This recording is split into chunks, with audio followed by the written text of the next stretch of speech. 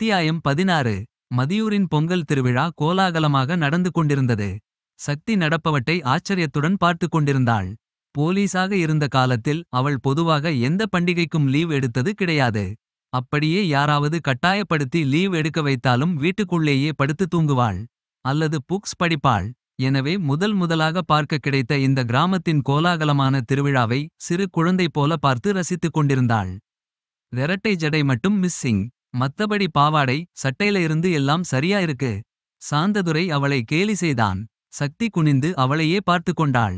Brown நிற pleated ஸ்கர்ட்டும் நீல நிற டாப்ஸும் அணிந்திருந்தாள். என் ட்ரெஸ்க்கு என்ன குறைச்சல்? நல்லாதான் இருக்கு என்றாள் சக்தி. யாரு நல்லா இல்லைன்னு சொன்னது? அங்கே பாருங்க. அந்த பாப்பாவோட உங்களை கம்பேர் செய்து சொன்னேன். சாந்ததுரை காட்டிய இடத்தில 6-7 வயதான சிறுமி ஒருத்தி பட்டு பாவாடை சட்டை இரட்டை ஜடை கொலுசு வளையல் என முழு அலங்காரத்துடன் அழகாக விளையாடிக் கொண்டிருந்தாள். வெரி கியூட் என்றாள் சக்தி ரசனையுடன். நீங்களும் அதே கியூட் தான். என்ன ரெட்டை ஜடை மட்டும் மிஸ்ஸிங் என்றான் சாந்ததுரை உற்சாகத்துடன்.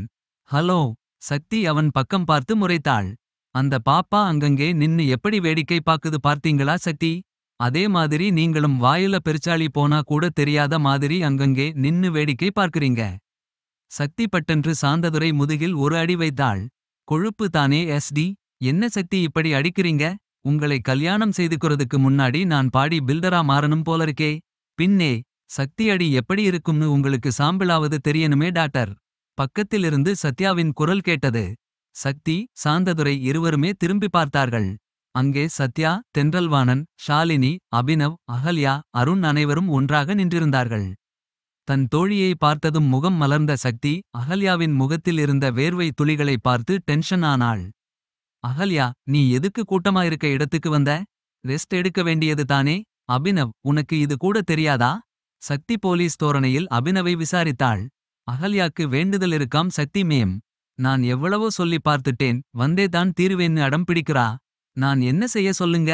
அபினவ் புகாராக சொல்லாமல் சின்ன புன்னகை கலந்து சொன்னான். என்ன அகல்யா இது? இந்த டைம்ல அபினவ் சொல் பேச்சு கேட்க கூடாதா? அதை விடுங்க சக்தி மேடம். எங்க குழந்தைக்கு என்ன பேரு வைக்கிறதுன்னு முடிவு செய்துட்டோம். என்னங்க, சக்தி கிட்ட நீங்களே சொல்லுங்க. அகல்யா தன் கணவனை பார்த்து சொன்னாள்.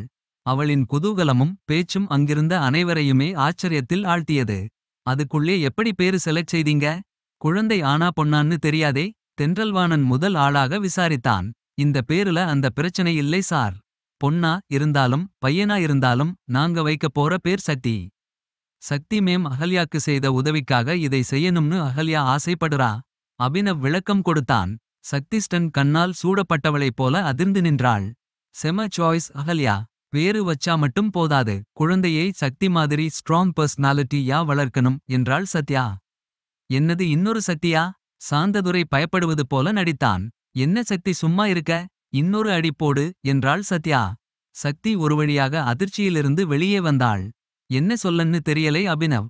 இது மாதிரியான பாசம் எல்லாம் எனக்கு புதுசு. எனக்கு இதெல்லாம் வேண்டாம் அகல்யா. நான் சக்தியாவே இருக்கேன். நீ பேசாம சத்யான்னு பேரு வை, சரியா இருக்கும். அது அடுத்த குழந்தைக்கு சக்தி மேம் என அபினவ் உடனே பதில் கொடுத்தான். அகல்யா அபினவை நேரே பார்க்காமல் நாணத்துடன் முகத்தை குனிந்து கொண்டாள். இன்னொரு சத்யாவா? சூப்பர்.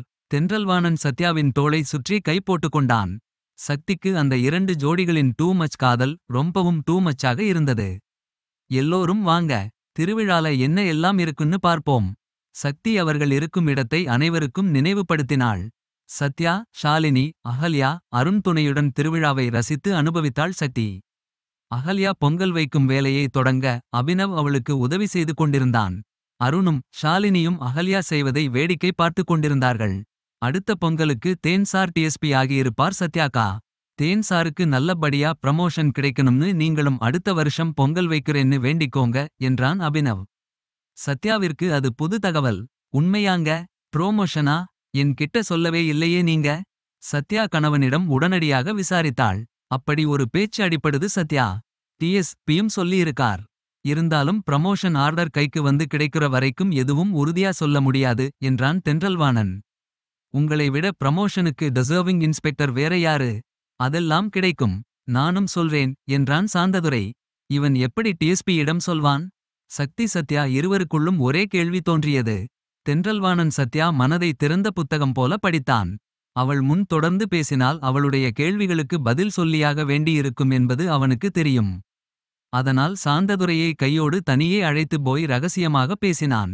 என்ன சத்யா, நமக்கு தெரியாத ரகசியம் பேசுறாங்க என தோழியிடம் கேட்டாள் சக்தி. உன் அடியை தாங்கிட்டு சாந்ததுரையே என்னன்னு சொல்லலை. இவர் எங்கே என் கிட்ட சொல்ல போறார். அவங்க ஏதாவது பேசிட்டு போகட்டும். பொங்கல் பொங்க டைம் எடுக்கும் சக்தி. வா, நாம மீதி எல்லாத்தையும் பார்த்துட்டு வருவோம். உனக்கு நல்ல அனுபவமா இருக்கும் என சத்யா சக்தியை அழைத்தாள். இன்ஸ்பெக்டர் கிட்ட எதுக்கும் கேளு சத்யா. அப்புறம் அவரு உன்னை நான் கடத்திட்டு போயிட்டேன்னு பிடிச்சு உள்ளே போட்டுற போறாரு என்றாள் சக்தி கேலியாக. அப்படி அவர் உன்னை உள்ளே போட்டாலும் உன் எஸ்டி உன்னை தேடி வந்து காப்பாத்துவாரு. நீ வா. இரண்டு பேரும் பேசிக்கொண்டும் வேடிக்கை பார்த்து கொண்டும் நடந்தார்கள். வாட் இஸ் திஸ் ராகுல். கூட்டத்தின் நடுவே கேட்ட வித்தியாசமான குரல் அவர்களின் காதில் விழுந்தது. கூடவே அந்த கேள்வியில் இருந்த ராகுல் என்ற பெயர் இருவரையுமே பேசியது யார் என்று திரும்பி பார்க்க வைத்தது.